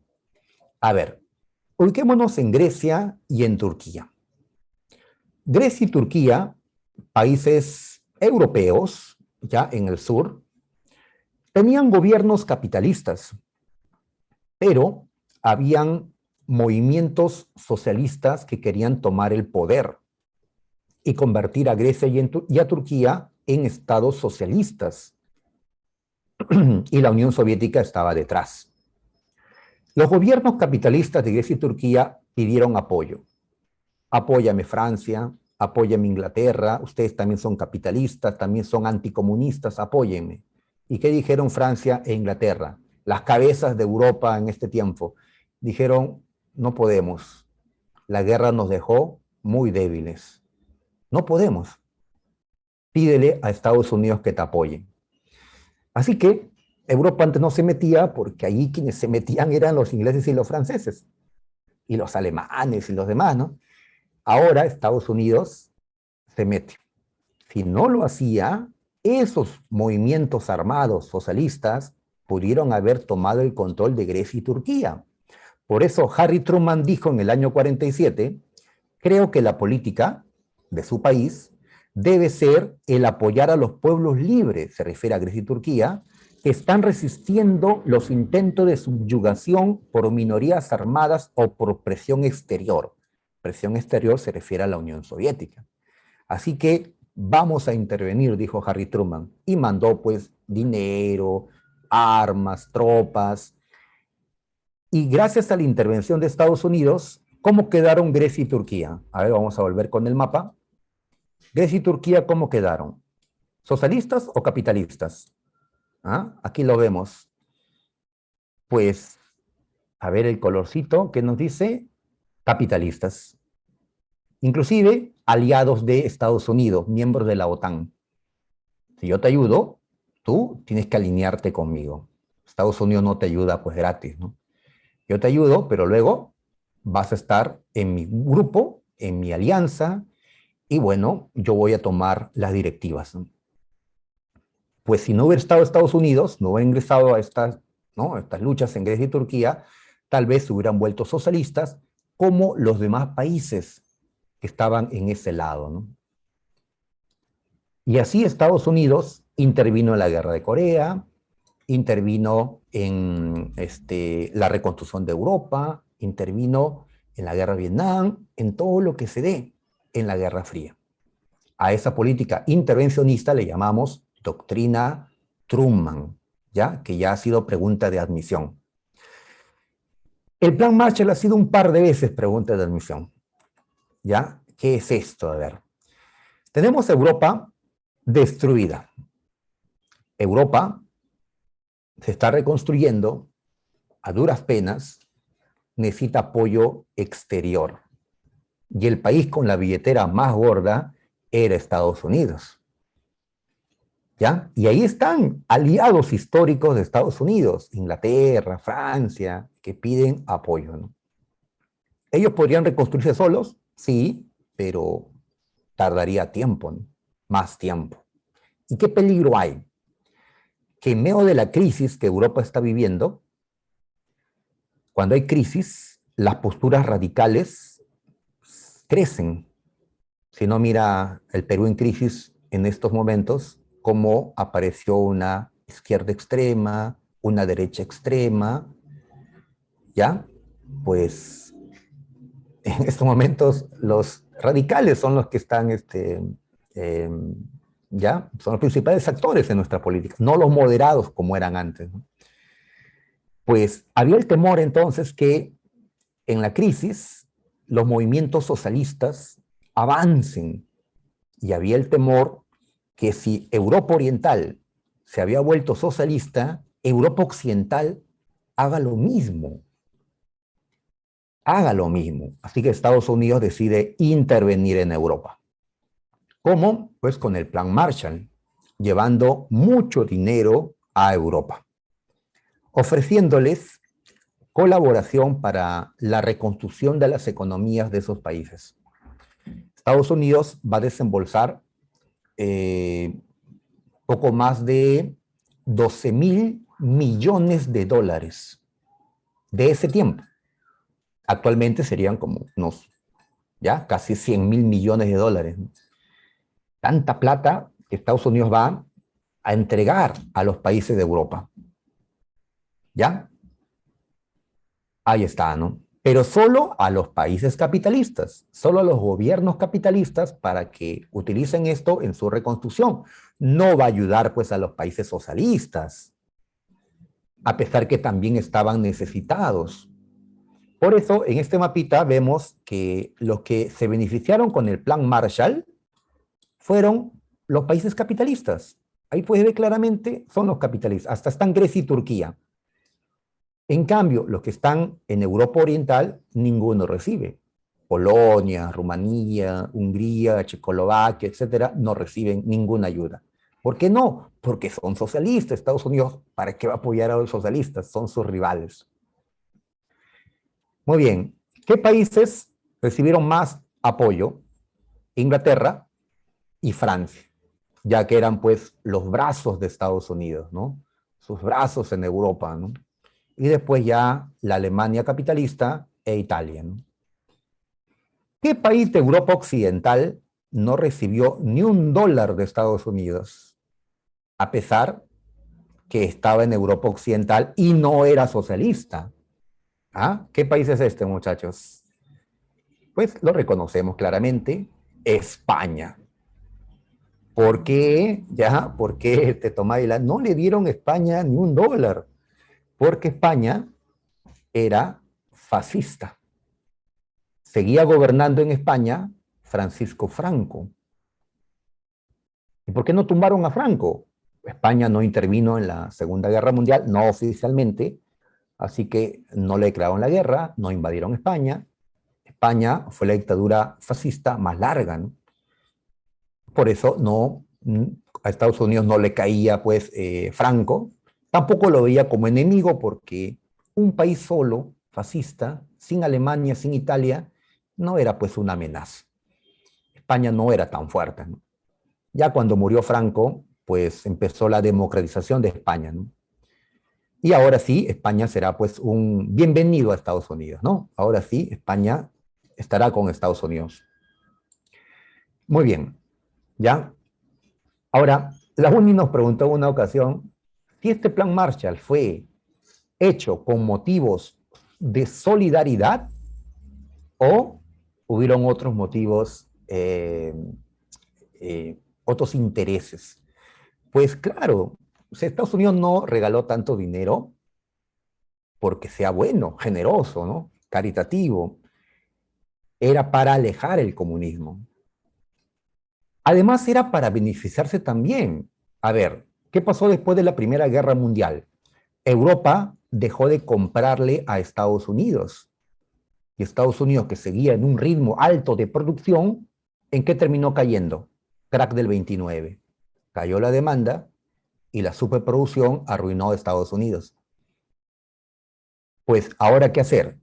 Yo, Estados Unidos, te doy mucha plata, miles de millones a Europa, pero ¿con qué condición?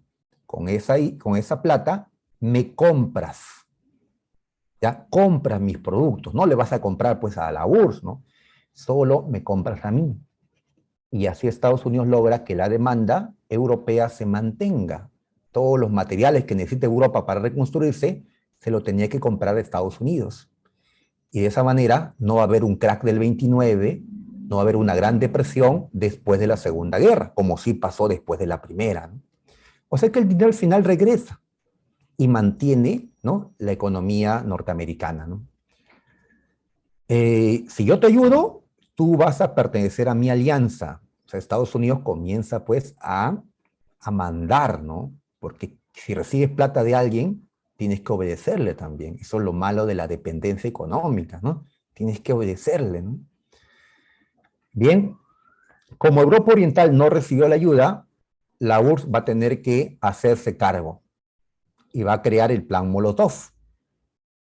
¿Ya? ¿Por qué no es tan conocido el Plan Molotov? Porque pues, la URSS no tenía la misma riqueza que Estados Unidos, ¿no? Sorprende más el Plan Marshall. Y América Latina, ¿por qué no le dio nada a Estados Unidos en este momento? Porque América Latina, ellos no eran socialistas. Sus gobiernos eran muy leales, ¿no? Muy subordinados a Estados Unidos. Recién cuando se dé la Revolución Cubana es que habrá un Plan Marshall para América Latina, la Alianza para el Progreso, ¿no? Muy bien, también los europeos crean organismos de colaboración entre ellos mismos, la Comunidad Económica Europea, la Comecon en el caso de Europa Oriental, y para Japón también hubo un plan de ayuda, el plan Doge, ¿ya? Algo así. Muy bien, uy, hay que acabar, uy, me gana la hora. A ver, ¿cuáles son las alianzas que nacieron en la Guerra Fría? La OTAN y el Pacto de Varsovia. En la OTAN están Estados Unidos y los países de Europa Occidental que recibieron la ayuda del Plan Marshall. En el Pacto de Varsovia está la Unión Soviética y los demás países socialistas de Europa. Yugoslavia no integró esta alianza, Albania se retiró. Una primera crisis fue el bloqueo de Berlín, cuando pues eh, no, es un tema largo, ¿ya? Cuando Stalin decidió cerrar las carreteras e impedir que Estados Unidos pueda llevar suministros a Berlín Occidental, que estaba bajo su mando, ¿no? Así que esto trajo problemas entre Estados Unidos y la Unión Soviética. Estados Unidos le exige a la URSS que abra las carreteras, pero este no le hace caso. Entonces Estados Unidos, ¿cómo reaccionó? Mandando la ayuda por aire. La URSS le prohíbe mandar aviones, los voy a destruir. A ver, destrúyelos, pues. La URSS no se atrevió a destruir los aviones de Estados Unidos. No querían pelear, ¿no? Pero sí querían mostrarse, pues, intimidar al otro, ¿no? Como cuando jugamos ajedrez, ¿no? Alemania, ¿cómo quedó? ¿Recuerdas que fue separada en 4 zonas? Berlín también fue separada en 4 zonas. Pues al final, en el 49, vemos a Alemania dividida en 2. Las zonas de los capitalistas se unió en la República Federal Alemana. Y la zona que correspondía a la Unión Soviética va a ser la República Democrática Alemana. Y como Berlín también estaba dividido, hay que separar Berlín Oriental y Berlín Occidental. Berlín Occidental pertenecía a la Alemania capitalista, pero estaba en medio del territorio socialista. Como muchos berlineses de la zona oriental se iban a la zona occidental, se va a construir en el 61 el muro de Berlín en ese lugar. ¿Ya? Eso todavía lo mencionamos después, ¿ya? Y finalmente, en este esquemita, señalamos los periodos de la Guerra Fría.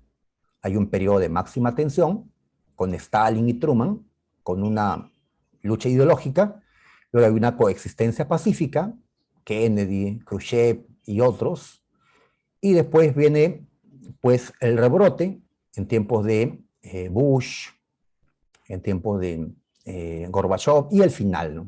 1991. Ya hablaremos de esto después. Listo, chicos, entonces nos vamos a quedar aquí. Ya, sería todo de mi parte. Nos vemos la próxima semana.